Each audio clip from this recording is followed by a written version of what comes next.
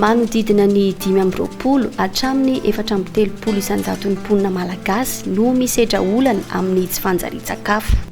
Sakafo feno otrikaina ampisoroana izany anefa ny voamaina no izy betsaka protéine sy acide aminé ka afaka misoroka aretina maro ihany koa toy ny kansera sy ny diabeta ny fihinanana azy io. No tanterahina ny 10 febroary 2024 tamin'ny alalan'ny visioconférence ny fankalazana ny andro iraisam-pirenena ho an'ny voamaina io.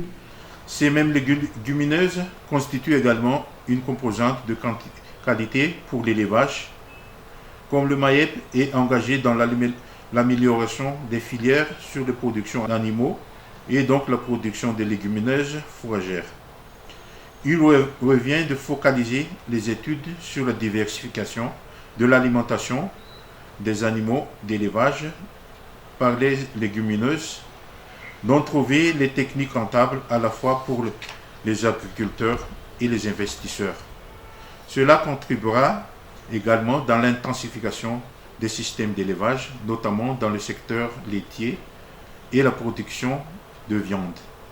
Mitana anjara toerana lehibe eo amin'ny tontolo iainana ihany koa ny fambolena voamaina noho izy manamasaka sy manatsara ny nofotany ka anisany ahafana miady amin'ny fiovaovan'ny toetrandro. Raha ny eo amin'ny sehatry ny toe-karena kosa dia mandray anjara lehibe amin'ny fampiroboroboana izany ny volo voamaina amin'ny alalan'ny fanondranana ny black eyes na lojy any Eropa sy Azia izay mitetina 5,000 taonina isa-taona ho antsika eto Madagasikara.